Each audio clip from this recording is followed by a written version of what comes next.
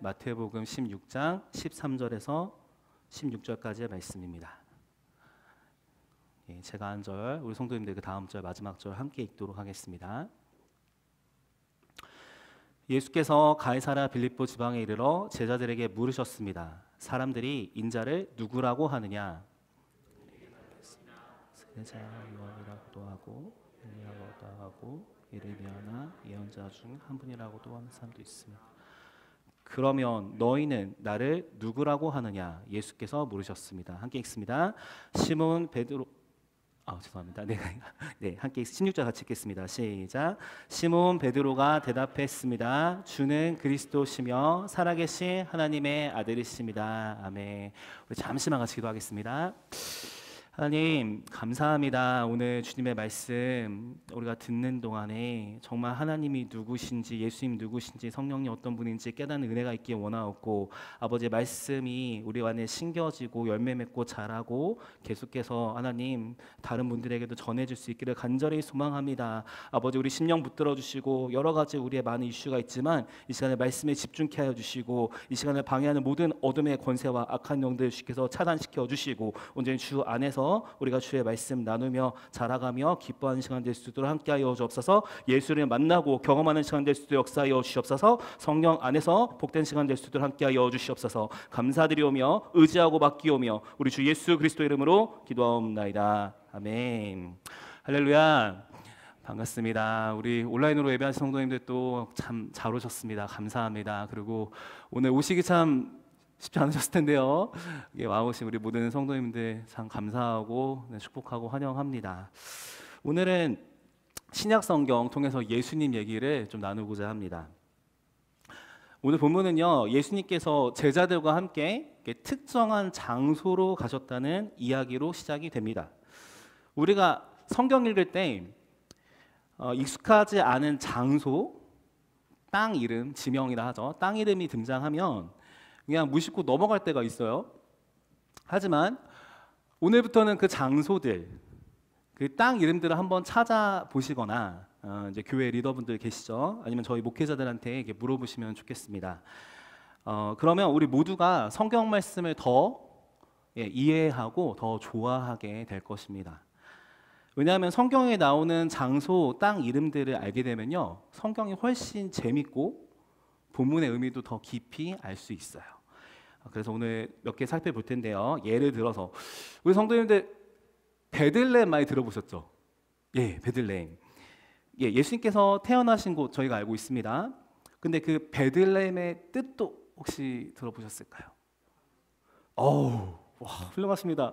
역시 우리 성도님 멋지세요. 그래요, 맞아요. 빵집, 떡집으로 지금 저희가 알고 있고요. 그래서 이제 요한복음 6장 35절에서 나는 생명의 떡이다라고 예수님 말씀하셨죠. 그래서 생명의 떡이신 예수님이 떡집으로 오신 겁니다. 자, 하나만 더 해볼게요. 예루살렘, 네, 많이 들어보셨죠? 네, 예루살렘도 네, 그겁니다. 맞아요. 다 속으로 대답하셨죠? 샬롬의 도시, 평화의 도시란 뜻입니다. 근데 이게 왜 평화냐? 이제 예수님께서 예루살렘 성, 이제 그 성 밖에 이제 골고다 언덕, 근데 라틴어 표현으로는 갈볼이라고 해요. 그래서 저희가 찬양할 때 갈보리 산 위에 찬양하죠. 그 골고다 갈보리 언덕에서 십자가에서 못 박혀 돌아가셨죠. 근데 예수님께서 돌아가실 때 우리 죄에 대한 하나님의 진노가 풀렸어요. 그래서 하나님과 우리 사이에 평화가 이루어졌습니다. 평화의 도시 예루살렘에서 예수님은 하나님과 우리를 화평하게 해주셨습니다. 이렇게 나오는 이제 성경에 나오는 장소, 땅 이름들을 한번 찾아보고 구글 지도에서 확인도 해보면 성경 말씀을 더 깊이 이해할 수가 있습니다. 최소한 성경이 역사적 사실을 기록한 하나님의 말씀이란 것을 더 실감해 볼 수 있습니다. 이제 그런 의미에서 오늘 또 그냥 지나가지 않고 이 가이사랴 빌립보라는 지역을 한번 살펴보겠습니다. 네, 이제 가이사랴 빌립보 지역은요, 이 2025년 1월에도 구글 맵에서 확인하실 수 있어요. 지금 좀 화면이 보이시죠? 여기 보시면 저기 밑쪽에 붉은 원 안에 있는 땅 좀 보이실까요? 저게 이제 가이사랴 빌립보라 되어 있고요. 좀 위에 보시면은 이제 파란 원 안에 있습니다. 이곳이 예, 우리 한국말로는 판신과 염소들의 신전이라고 이렇게 되어 있습니다. 네, 이제 본문에 나온 장소가 이제 딱 이 두 곳 직접적으로 연관이 있어서 보여드리고요. 또 우리 성경 지도랑 현대 지도 한번 비교해 보겠습니다. 네, 그 왼쪽 지도가 예수님께서 활동하셨을 당시에 이제 주후 1세기 성경 지도고요. 이제 오른쪽에 있는 지도 좀 하얀 땅이 좀 하얗게 나온 그 지도가 우리가 지금 2025년에 확인할 수 있는 현대 지도입니다. 네, 이것 통해서 우리가 뭘 알 수 있을까요? 이렇게 세월이 흘러서 땅 이름들은 조금씩 변할 수는 있겠죠. 그런데 저 땅은 그대로 남아 있지 않습니까? 성경은 허구가 아니에요. 역사적 사실을 기록한 하나님 말씀입니다. 그리고 이제 이 가이사랴 빌립보라는 도시 이름부터 같이 한번 알아보겠습니다. 네, 이 가이사랴 빌립보, 이 가이사는요, 떠오르는 영어 단어 있으실까요? 네, 감사합니다. 그렇죠, Caesar 맞아요. 시저 로마 황제를 뜻해요. 이제 그 다음에 이제 빌립보에서 빌립 또 사람 이름인데요. 당시 그 지역을 다스리던 사람이었습니다. 그러니까 예수님이 태어났을 때 그 아기 예수님을 죽이려고 했던 그 왕 기억나시죠? 동방 박사들한테 나도 가서 경배할 테니까 좀 알려줘 이랬던 예, 그 헤롯 대왕이라고 합니다.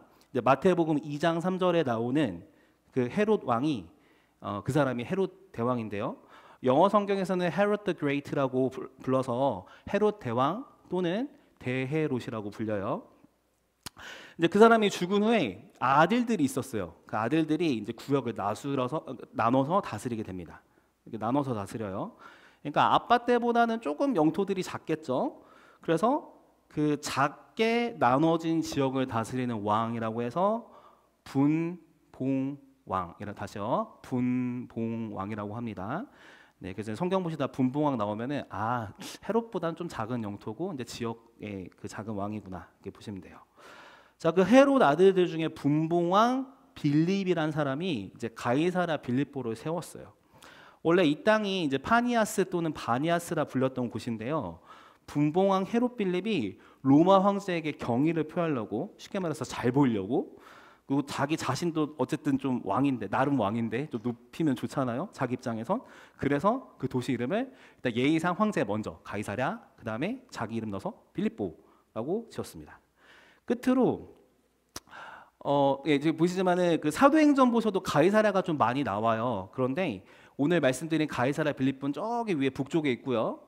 이제 그 해변 근처에 있는 그 가이사랴는 사도행전에 나오는 거예요. 다른 곳입니다.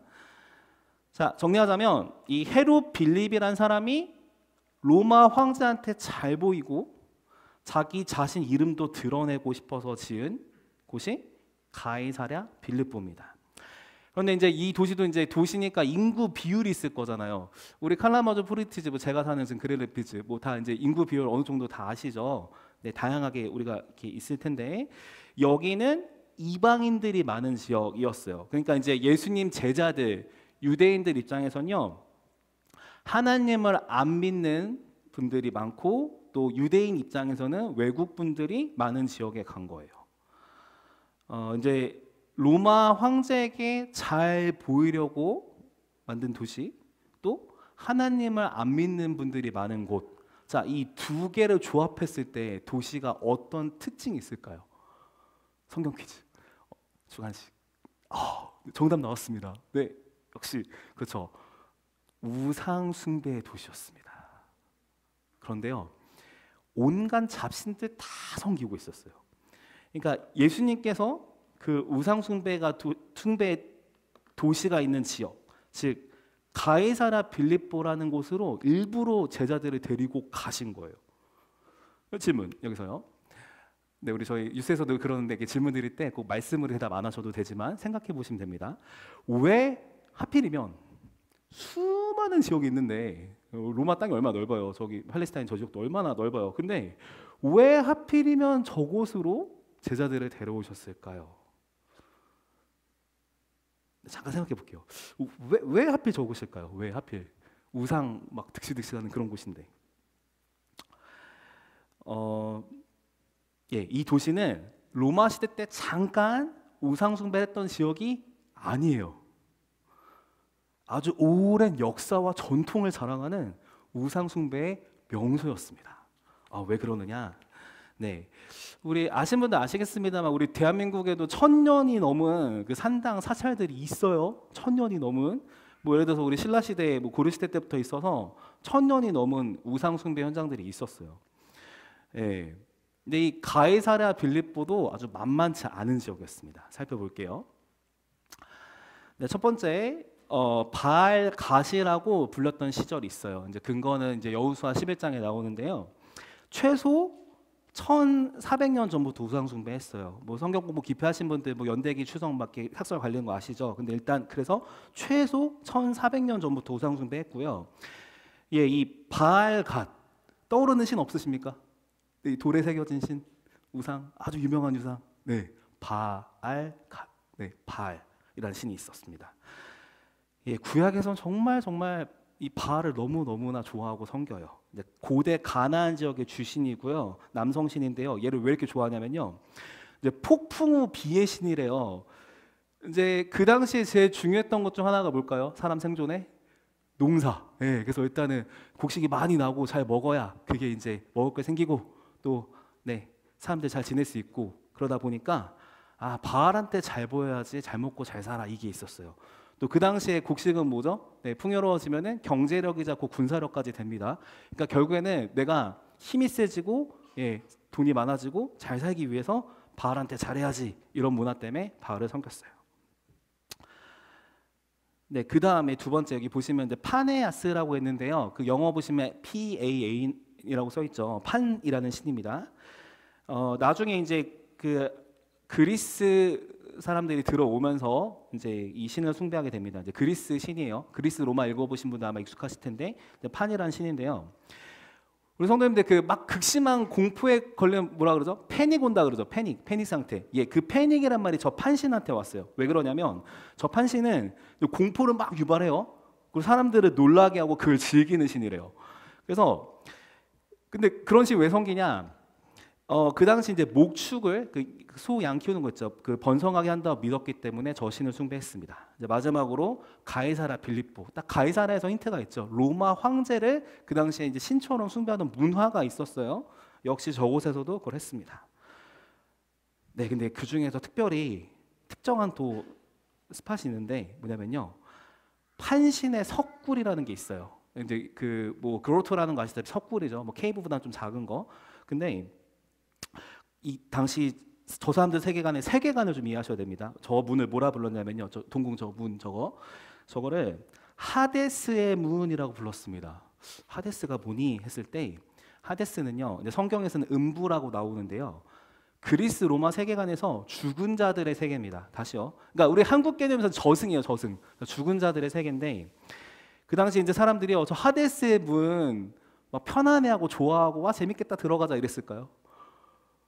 저승의 문, 지옥의 문. 어떤 느낌 드세요? 우리 성도님들이랑 예수님 믿으니까 안 무서워. 그래, 좋습니다. 근데 저 사람들은 일단 그 하데스의 문 하면은 뭔가 무서워요. 언제 뭐가 튀어나올지 모르겠어. 괜히 막 나 막 저승으로 가는 거 아니야. 무서워합니다. 근데 또 하필이면 저기에 또 물이 막 흘러요. 근데 그 물이 끝도 안 보였대요. 그래서 저 물이 흐르는 동굴은 저 사람들 세계관에선 굉장히 뭔가 이게 범접할 수 없는 신성한 영역이고요. 뭐 이 죽음과 악의 권세가 막 가득한 그런 곳이라고 하겠습니다. 그러니까 이제 가는 사람들은 영어로 overwhelm 되는 거죠. 압도당하는 거예요. 하데스의 문 이러면서 거기에 있는 이방 신들을 막 두려워합니다.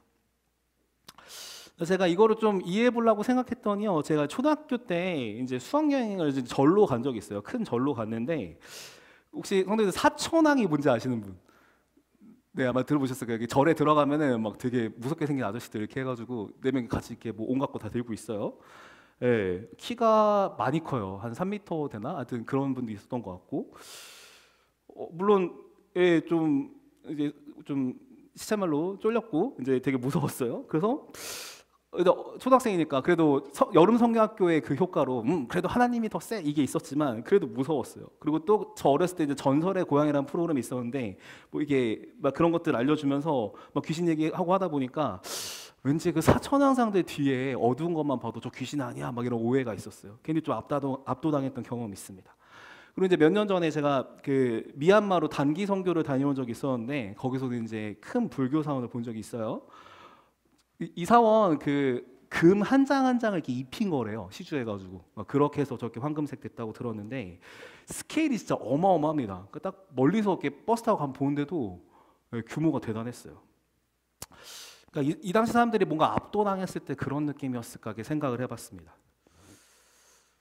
네, 그러니까 그 당시에 하나님 안 믿던 사람들은 실제로 그 수많은 그리스 로마랑 뭐 염소신 무신 막 수많은 그 잡신들을 믿었을 테니까 얼마나 그 동굴에서 나오는 죽음의 기운이 무서웠을까요?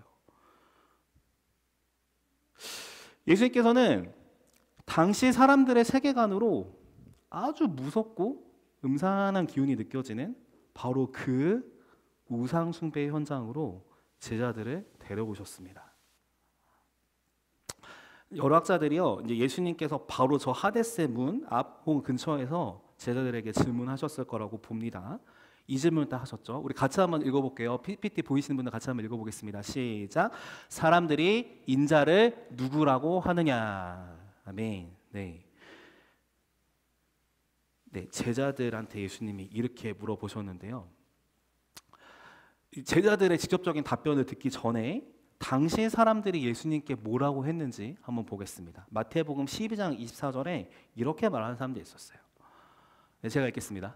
그러나 이 말을 듣고 바리새파 사람들은 이 사람이 귀신의 왕 바알세불의 힘을 빌려 귀신을 내쫓는다라고 말했습니다. 지금 무슨 상황이냐면요, 예수님이 이제 귀신도 쫓고 하시니까 저분 특별한데? 혹시? 막 이러니까 아니야, 저거 하나님과 관계 없어, 저 귀신의 힘으로 하는 거야 라고 말한 거예요. 그러니까 예수님을 귀신 들린 사람 취급을 한 사람들이 있었던 겁니다. 굉장한 모욕이죠. 근데 제자들이 또 예수님 물어보시는데 예수님 보고 막 귀신 들렸다는데요, 이렇게 말을 못 하겠고, 그러니까 그나마 긍정적인 견해를 제자들이 말합니다. 자, 이제 14절부터 보겠습니다. 네, 잠깐 슈퍼북으로 이제 인물 캐릭터 이렇게 사진 넣어봤는데요. 위에가 세례 요한이라는 사람이고 그 옆에가 이제 엘리야, 맨 밑에가 예레미야라는 사람이에요. 자, 일단 말씀 먼저 읽겠습니다. 그들이 대답했습니다. 세례자 요한이라고도 하고요, 엘리야라고도 하고 예레미야나 예언자 중 한 분이라는 사람도 있습니다. 아멘. 네, 먼저 세례 요한. 네, 마태복음 14장 1절에서 2절을 보시면 헤롯이 약간 또 다른 헤롯이에요. 예수님을 세례 요한이라고 생각을 했어요. 이유가 있었습니다. 왜냐면요, 죽은 세례 요한이 살아나서 활동하고 있다고 착각을 했어요. 왜 그랬을까요? 이미 세례 요한 죽었는데 왜 살아나? 생각이 들었던 이유. 네, 메시지의 유사성 때문에 그렇습니다. 비슷해서 그래요. 왜냐면요, 자, 이제 닮은 꼴 볼 거예요. 지금부터 예수님하고 각 우리 선지자들하고 예언자들하고 이제 이게 좀 이렇게 비교해 볼 거예요. 비슷한 점. 요한의 메시지가 이거였죠. 회개하라, 하늘 나라가 가까이 왔다라는 말씀을 전했습니다. 우리 옛날 개역개정으로 그 말씀 기억하시죠? 회개하라, 천국이 가까이 왔느니라. 네, 그 말씀을 전했어요. 근데 예수님께서도 이제 사역 시작하시면서 똑같이, 제가 토시는 안 틀리 똑같죠? 회개하라, 하늘나라가 가까이 왔다. 회개하라, 천국이 가까이 왔느니라. 이렇게 말씀하시는 거예요. 그러다 보니 세례 요한인가? 라는 생각을 하면서 착각을 했습니다. 세례 요한 귀하고 훌륭하시죠. 근데 예수님이 세례 요한 정도 아니에요. 훨씬 더 위대하신 우리 주님이신데, 네, 사람들이 몰라봅니다. 자, 두 번째, 엘리야. 네, 사람들이 예수님을 엘리야처럼 생각하는 또 여러 가지 이유는 있어요. 근데 핵심적으로 예수님의 기적, 다시요, 예수님의 기적을 보고 엘리야처럼 생각했습니다. 이제 구약을 보신 분들 기억하시겠지만 엘리야 선지자 정말 많은 기적을 행했죠. 그리고 이제 선지자들의 어떤 대표격이에요. 그래서 나중에 변화산에서 모세, 엘리야 나오잖아요. 이제 그게 이제 율법, 선지자에게 상징하는 이제 그런 모습으로 푸는 분도 있는데, 네, 엘리야는 조금 특별한 선지자예요. 예를 들면 기적을 행했을 때 예수님하고 닮은 꼴이 뭐냐? 예수님께서는 엘리야처럼 살리시는 사역을 했습니다. 그러니까 죽었던 사람 다시 살아나는 걸 이렇게 소생이라고 하는데, 이제 이 엘리야는 사르밧이라는 곳에 있는 과부가 계셨는데 그분의 아들을 살렸고요. 예수님은 나인성이라는 곳이 있었는데 그분의 거기도 과부가 계셨는데 그 과부의 아들을 살리셨어요.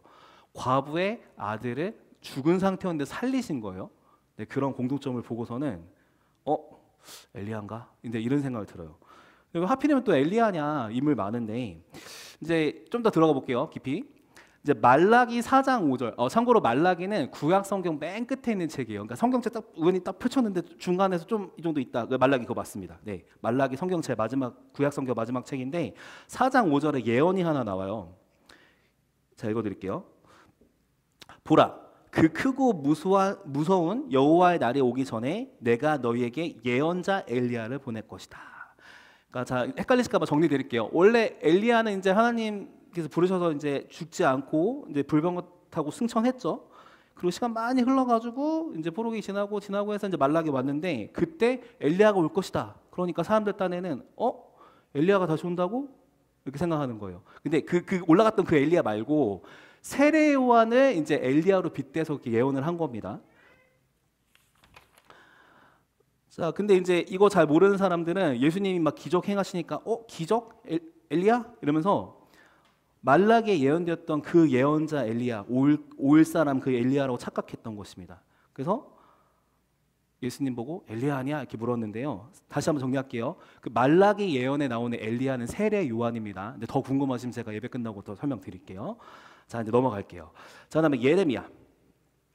이제 그 예레미야라고 착각하는 이유도 있었겠죠. 근데 여러 가지가 있는데 두 가지를 말씀드릴게요. 첫째로는 우리 성경 보면 성전이란 곳 아시죠? 그 구약 시대 때 예배했던 템플, 성전이란 곳이 있는데 거기가 이제 제 기능을 못 하고 사람들이 좀 안 좋은 용도로 쓰니까 이제 꾸짖고 그러면 안 돼라고 선포하셨어요. 이거를 성전 정화랍니다. 다시요. 성전이 원래 기능대로 되지 않고 사람들이 함부로 하니까 그거 아니야 하고 혼내시면서 다시 원래 기능 회복하시려 했던 것이 성전 정화라고 하는데요.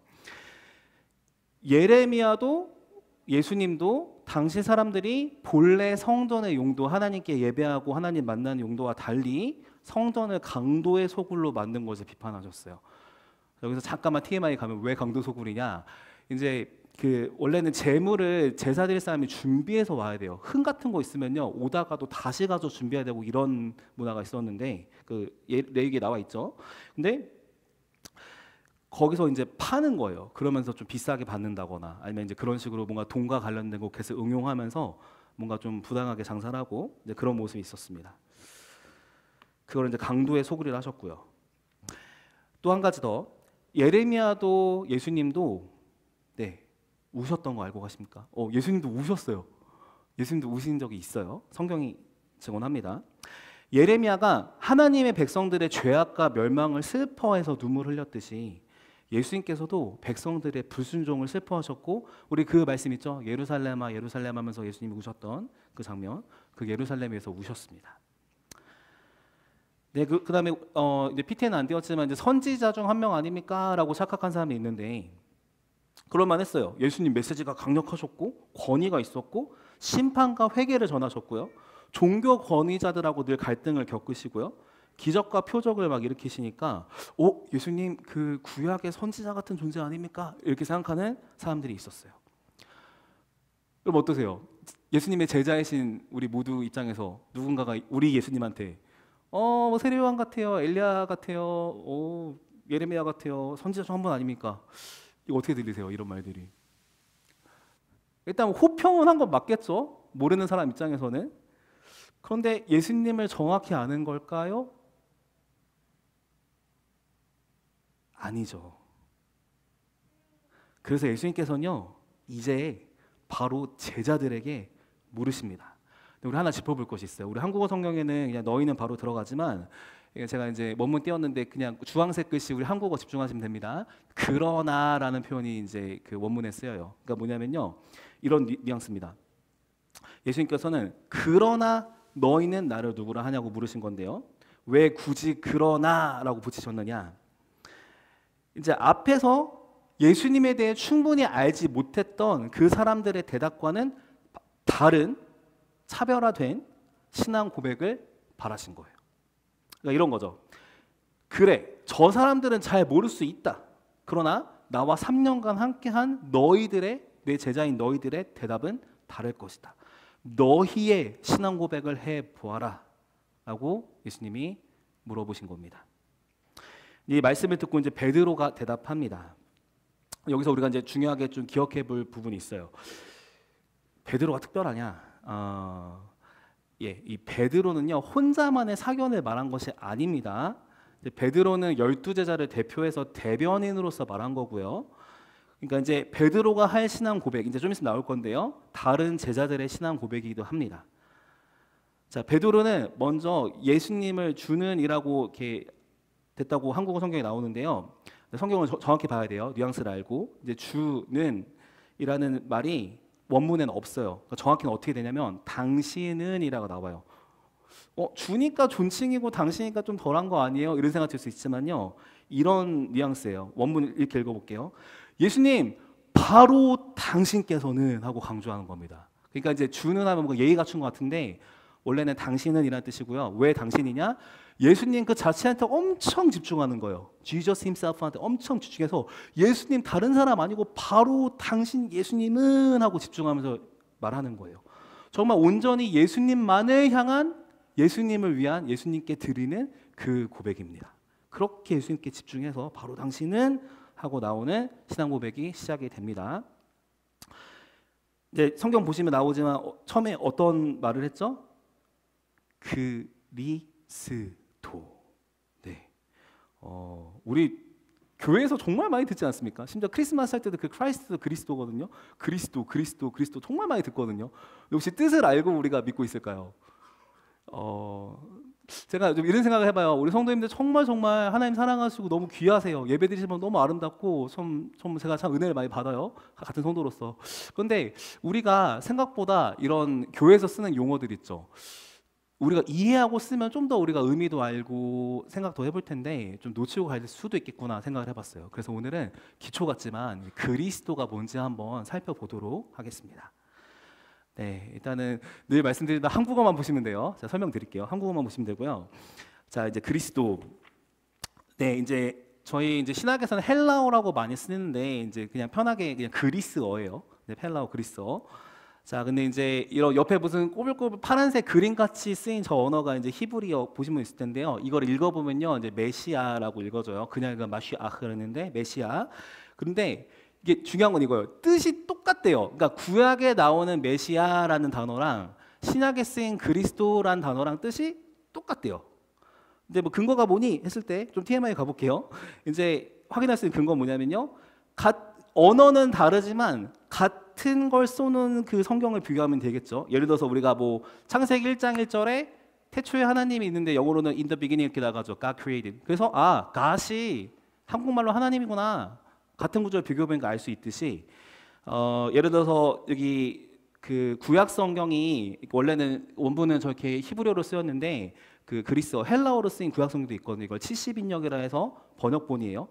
거기 보면은 그러니까 쉽게 말해서 다른 단어지만 뜻이 같은 거 확인할 수가 있는데요. 사무엘상 2장 10절에 저렇게 메시아가 그리스도라는 게 확인이 됩니다. 화면상에 이제 주황 글씨 써 있는 것이 메시아, 기름 부음 받은 자, 그리스도 이렇게 다 말은 다르지만 뜻이 같다는 걸 보여주는 증거예요. 제가 읽어드릴게요. 여호와를 대적하는 자는 산산이 깨어질 것이라. 하늘에서 우레로 그들을 치시리로다. 여호와께서 땅끝까지 심판을 내리시고 자기 왕에게 힘을 주시며 자기의 기름 부음 받은 자의 뿔을 높이시리로다. 아멘. 자, 그렇다면 이제 뭐 메시아 그리스도 여전히 우리한테 익숙하지 않아요. 그럼 한국말로 뭐니 했을 때 네, 이렇게 나와 있네요. 기름 부음을 받은 자. 다시요. 메시아랑 그리스도는요, 그냥 우리말로 직역하면 기름 부음을 받은 자. 그럼 우리 그다음 말이 뭐예요? So what? 뭐 어쩌라고? 기름 부음 받은 자가 뭔데? 의미가 뭔데? 예, 그럼요. 의미를 알아야죠. 기름 부음 받은 자, 왜 기름 부음 받니? 했을 때요. 자, 이제 구약으로 돌아가 보겠습니다. 구약에서 기름 부음을 받았던 세 부류의 사람이 있어요. 누굴까요? 왕, 제사장, 선지자. 감사합니다. 훌륭하십니다. 역시 우리 성도님들. 그래요. 맞습니다. 왕, 제사장, 선지자. 자, 이분들의 공통점이 있습니다. 뭐냐면요, 하나님의 일을 위해서 선택을 받았어요. 그 다음에 쓰임 받았어요. 다시요. 이 기름 부음 받은 자들은요, 공통점이 뭐냐면요, 이 포인트 잘 들으셔야 돼요. 하나님의 일을 위해서 부름받고 선택받았어요. 이거 왜 강조하냐면요, 하나님 일을 하고 부름받았으니까 만약에 하나님 뜻하고 사람 뜻하고 충돌되면 이 기름 부음 받은 자들 누구 말을 들어야 돼요? 하나님 편에 서고 하나님 말 들어야 되고 하나님 뜻에 쓸 겁니다. 네. 자, 그러면 왕, 선지자, 제사장도 이게 또 익숙 안 하실 분들도 있어요. 괜찮습니다. 간단하게 설명드릴게요. 일단 왕, 이 성경에서 하나님이 세우신 왕은요, 우리가 알고 있는 그 역사의 왕들하고 조금 다를 수 있어요. 그러니까 조금 더 착한 느낌이 들어요. 왜냐면요, 일단 이 하나님이 세우신 그 하나님 나라의 왕은 어떤 역할을 해야 되냐면요, 백성을 보호해야 돼요. 다시요. 왕의 주 역할이 백성을 보호하는데 하나님 말씀을 잘 듣고 순종할 수 있도록 이끌면서 보호하는 거요. 그게 이제 그들의 다스림의 형태입니다. 다시요. 하나님 부르신 왕들은요, 통치행위가 내 말대로 조용해, 나 왕이야, 이게 아니라요. 어떻게 하면 이들이 하나님 말씀 잘 듣고 하나님께 순종하면서 삶을 살 수 있을까? 어떻게 이들을 도와주면 행정적으로 보호로서 도와주면 좋을까? 이걸 고민하면서 다스렸던 왕들이 하나님 나라 왕들이에요. 이제 이스라엘 왕 처음 세울 때 하나님 말씀하신 부분 기억해 보면 확인이 됩니다. 자, 제사장은 이런 거예요. 그러니까 백성 입장 대변해서 하나님께 나아가고, 이제 뭔가 드리고, 또 이제 하나님 말씀하실 때 이렇게 백성들한테 전하기도 하고, 이렇게 중재 역할을 하는데요. 그러니까 제사를 지냈던 걸 많이 주관했었죠. 그러니까 핵심은 중재자, 미디에이터 중재자고요. 그 다음에 이제 뭐 백성들의 구원에 관련된 역할을 하는 의미도 있습니다. 제사를 통해 가지고 관계를 회복시키니까요. 자, 선지자는 간단해요. 그냥 하나님 말씀 선포하는 거예요. 듣든 듣지 않든 하나님 말씀하신다, 들어 하면서 선포하는 그런 사람이 선지자입니다. 자, 근데 예수님은요, 이 세 개 중에 어떤 역할을 하셨을까요? 자, 왕, 제사장, 선지자. 예수님은 어떤 역할을 하셨을까요? 네, 예수님 쓰리잡이 다 하셨어요. 세 개 다 하셨습니다. 아주 완벽하게. 예수님은요, 왕 역할, 제사장 역할, 선지자 역할 다 하셨는데 근거가 뭐냐면요, 예수님은 왕으로서 하나님 나라를 다스리시고요, 제사장으로서 아까 제사장이 이제 중재도 하고 이제 속죄의 의미가 있다 말씀드렸죠. 자기 백성의 죄를 속죄하셨고요, 그러니까 용서하신 거예요. 그걸 푸신 거예요. 해결하신 거예요. 선지자로서 하나님의 뜻을 전하셨어요. 그래서 예수님은 메시아, 그리스도, 다시 우리말로 기름 부음 받은 자의 역할을 하셨는데, 기름 부은 자 안에 디테일이 왕, 선지자, 제사장 이 역할 다 하신 겁니다. 그러니까 다시 돌아와서 베드로는 지금 뭐라 하는 겁니까? 그리스도십니다. 당신은 메시아십니다. 당신은 기름 부음 받으신 자입니다. 그건 무슨 뜻이에요? 당신은 나의 왕입니다. 당신은 나의 선지자입니다. 당신은 나의 제사장입니다. 이런 고백을 하는 겁니다. 근데 정확히는 이 메시아에서 조금 더 강조되는 뉘앙스는 왕이에요. 베드로와 다른 제자들은 이 진리를 믿은 것입니다. 자, 제자들은요, 예수님께서는 하나님의 부름을 받고, 다시요, 예수님이 왜 이렇게 사람 인기 안 생각하시냐? 하나님의 부름을 받으셨기 때문이에요. 그리고 하나님의 통치, 하나님의 구원, 하나님의 말씀을 선포하신 것, 모든 걸 이루신 분입니다 라고 고백한 거예요. 네, 이것이 메시아 그리스도의 개념입니다. 이어서 그는 예수님을 살아계신 하나님의 아들이라고 표현을 합니다. 네, 먼저 살아계신이란 표현을 붙인 거는요, 아까 그 기억하시겠지만 거기 어떤 신들이 있었죠? 아까 판이라는 막 사람 놀래키고 목축의 신이 있었고요. 황제도 숭배하고 있고, 네메시스라는 또 그리스 신도 섬기고 있고, 저 멀리 무슨 염소신 막 하여튼 온갖 신들 다 있었어요. 막 가서 사람들이 별의별 그 리추얼 어떤 종교 의식을 막 했겠죠. 막 난리도 아니었을 거예요. 막 별걸 다 하고 있는데 그 수많은 우상 천지 앞에서 베드로가 살아계신 하나님이라고 말했던 거 뭐냐면요, 이런 거예요. 저 신들 다 가짜입니다. 쟤들은 다 죽고 없는 애들인데요, 하나님은 진정으로 존재하시는, 그러니까 진짜 존재하시는 유일하신 신 하나님이십니다라고 고백한 겁니다. 그러니까 하나님과 다른 이 잡신들하고 다르다는 걸 베드로가 알고 고백한 거예요. 제자들이 고백한 거예요. 그리고 여기 보면은 누구의 아들이라 했죠? 살아계신 하나님의 아들. 자, 이건 그 당시 이 고백을요 공개적으로 하면 어떤 일이 일어났을까요? 유대인들 앞에서. 유대인들이요 지나가다가 이만한 거 뭐 하나 들고 옵니다. 그러고서는 열심히 던져줘요. 네, 돌 맞아 죽었어요. 어디에 감히, 영어로 blasphemy라 해서 이제 신성모독이야. 어디 감히 사람이 하나님 아들이라고 말해 하면서 이렇게 화를 낼 수 있었는데, 베드로는 그 고백을 담대히 한 거예요. 하나님의 아들이십니다. 무슨 뜻이에요? 베드로는 예수님을 신성을 가지신 성자 하나님이라고 고백한 것입니다. 즉 예수님이 그냥 일개 보통 사람이 아니고요. 그냥 우리가 알듯이 뭐 4대 성인 이런 게 아니라, 그냥 저 옛날에 살았던 유대인 남자 이런 게 아니라 예수님 하나님이십니다라고 고백을 한 겁니다. 이 제자 공동체는 예수님께 대해서 이런 바른 신앙 고백을 했습니다. 그런데 예수님께서 이 제자들에게 정말 중요한 것을 짚어주세요. 기쁘시지만 얘들아, 너희가 똑똑해서, 너희가 잘나서, 너희가 대단해서 이거 안 게 아니야. 하나님 아버지께서 이걸 알게 해주셨단다 라고 그 출처를 분명히 알려주십니다. 우리는 기억하셔야 돼요. 하나님 안에서 우리 자유도 있고, 지금 손발 제가 움직이잖아요. 할 수 있거든요. 그래요. 자유가 있어요. 의지도 있는데, 우리 특히 이제 개혁주의 신학에서 중요한 건요, 하나님 주권, 하나님 은혜가 참 중요합니다. 하나님께서 허락하셨기에 우리가 할 수 있고, 하나님께서 알려주셨기에 우리가 할 수 있고, 하나님께서 선물, 값없이 주신 선물, 은혜라고 해요. 값없이 주신 선물, 은혜 주셨기 때문에 우리가 살 수 있는 겁니다. 네, 그래서 우리 하나님께서 사랑하시는 칼라마주 한인교회 성도 여러분, 정말 많은 사람들이 예수님께 대해서 다양한 생각을 가지고 있어요. 2025년 1월 지금 이 순간에도요. 앞으로도 그러겠죠. Who is Jesus? 예수님 누구니? 이런 질문 앞에 우리가 설 겁니다. 우리에게는, 우리 성도님들께는 예수님이 누구십니까? 정말요. 기본적이고 기초적인 질문 같지만 정말 중요한 질문이에요. 우리 성도님들, 우리 같이 한번 잠깐 멈춰 생각해 볼까요? 예수님 정말 우리한테 누구십니까? 시대가 변할 거예요. 우리처럼 예배하는 사람들, 이웃들이 줄어들지도 몰라요. 그리고 교회를 온다고 해도 예수님에 대한 생각을 다르게 하실 수도 있어요. 그런데 누가 뭐래도 우리는 말씀을 기준으로 고백합니다. 예수님은 우리의 메시아, 즉 그리스도, 우리를 구원하시고 우리에게 하나님 말씀을 전해주시는 우리의 왕이십니다. 예수님 우리 왕이십니다. 믿으십니까? 네, 받아들이셔야 돼요. 우리가 지금 뭐 자유민주주의 사회에 살고 왕이라는 개념 익숙하지 않을 수 있지만, 우리 각자 이 땅에서 시민권이 있지만 우리 또 모두의 공통적인 시민권이 뭡니까? 하나님 나라의 시민이에요. 하나님 나라 백성이에요. 하나님 나라는 민주주의 아닙니다. 다시요. 하나님 나라 민주주의 아니에요. 왕정 국가입니다. 영원하신 왕 예수 그리스도를 믿는 왕정 국가예요. 하나님 나라는. 우리는요, 왕이 계세요. 눈에 보이지 않지만 왕이 계세요. 그리고 예수님은 메시아, 제사장과 선지자 역할을 수행하시는 왕이시기도 하지만 하나님의 아들, 살아계신 하나님의 아들, 성자 하나님이십니다.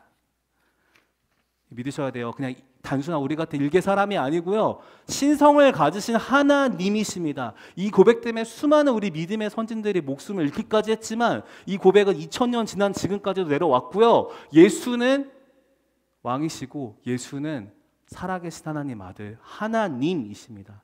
너무 기초지만 우리가 이것을 반드시 믿어야 합니다. 이 신앙과 이 고백이 있어야 우리가 하나님을 어떻게 보고 하나님을 어떻게 믿는지가 명확하게 정의될 거고요. 수많은 사람들이 수많은 말씀하실 때 흔들리지 않고, 그럼에도 불구하고 예수님은 내 왕이시고 내 하나님이십니다 하고 살 수 있어요.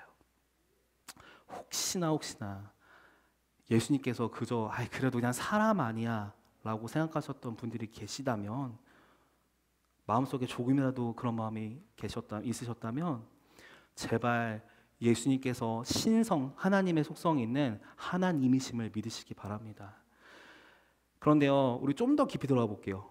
여기서 멈추면 그래 뭐 예수님 왕 하나님 아멘 하고 가실 텐데, 그게 아니라 좀 더 깊이 들어가 볼게요. 우리가 일상에서 할 수 있는 실수가 있어요. 뭐냐면, 신앙 고백 자체는 맞잖아요. 베드로 잘했잖아요. 그리스도 하나님 아들 칭찬도 받았잖아요. 근데 성경 좀 더 읽어보신 다음에 예수님 뭐라 하세요? 사탄아 뒤로 물러가라. 뭐예요? 예수님 방금 신앙 고백 잘해서 칭찬하셨는데 갑자기 사탄아 뒤로 물러가라?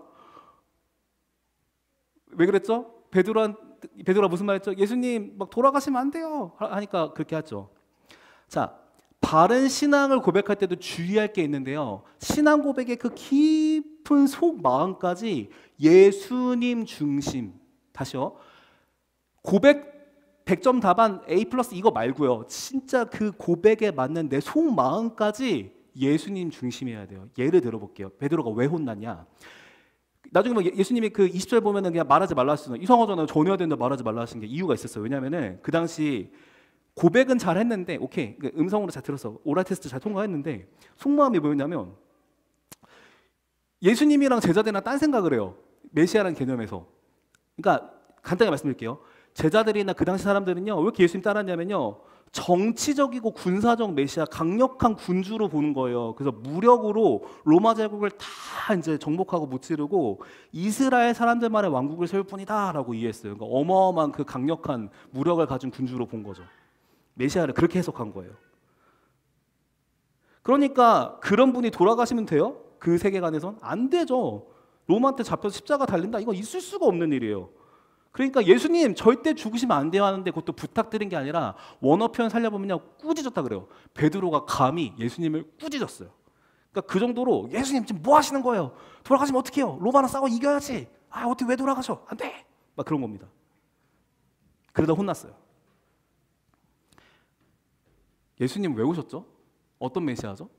그러니까 이게 왜 말씀드리냐면, 아무리 기도해도 우리 응답 안 될 수도 있고요. 지난주에 막 백발까지 노년까지 돌보신다면서 왜 기도하는데 이게 안 돼요, 주님? 너무 속상해요. 뭐 이거 당연히 우리 구할 수 있지만 우리의 삶의 어떤 예수님을 보는 태도에 있어서 이게 참 중요하거든요. 예수님이 왜 오셨을까요? 메시아는 맞는데 우리 삶의 문제도 아시고 도우실 때도 있는데 더 중요한 게 있죠. 우리를 죄에서 구하러 오신 분입니다. 우리 이거 잊으시면 안 돼요. 우리 성숙한 신앙으로 가기 위해서 부탁드립니다. 예수 우리 삶 아세요? 우리 돌보세요. 우리 사랑하세요. 우리가 힘들 때 같이 아파하세요. 근데 수많은 문제도 예수님께 우리 삶의 문제도 중요하겠지만 더 중요한 게 뭐냐면요, 우리를 죄에서 구하시는 거예요. 우리 영혼을 구하시는 거예요. 사탄과 사망과 지옥의 권세에서 우리를 구하시는 거예요. 그게 너무 중요해요. 그래서 우리 신앙의 고백의 한 구절 한 구절이 예수님이 누구신지 진짜 알고서는요, 예수님 말씀하신 대로 해석을 하고 그 중심으로 고백해야 됩니다. 자, 말씀 맺겠습니다. 이제 오늘 또 새로운 한 주간 시작됐습니다. 이제 저 교회 문 있죠? 우리 온라인 예배한 성도님들도 이제 예배 이제 창 닫으시고 할 때 이제 예배가 마치면 우리 삶의 영역이 이제 시작되는데요. 그때 예수님 우리에게 물으실 거예요. 그래서 일상에서 우리 한번 떠올려 보시겠어요? 잠시 멈춰서 이거 중요한 거 한번 떠올려 볼게요. 자, 이제 교회 예배 끝났어요. 이제 교제 나누 식사하고 같이 구역 모임 마치고 이제 돌아갑니다. 우리 일상 월, 화, 수, 목, 금, 토, 우리 일상에서 그 장소들, 그 만날 사람들, 내가 지금 앞둔 일들, 내 문제들 떠올려지시죠? 거기서 예수님 물으실 겁니다. 사랑하는 딸아, 사랑하는 아들아, 너는 지금 이곳에서 나를 누구라고 하니? 내가 너한테 누구니? 내가 너한테 어떤 의미가 있니? 여전히 넌 이곳에서도 나를 왕과 하나님으로 믿니? 이 순간에도 우리 주님 물으실 거예요. 우리 그곳에서도 예수님께서 우리 왕이시고 구주시고 하나님이심을 믿고 우리 입술의 고백과 더 나아가 삶으로 예수님을 따르는 제자의 삶을 살기를 간절히 소망합니다.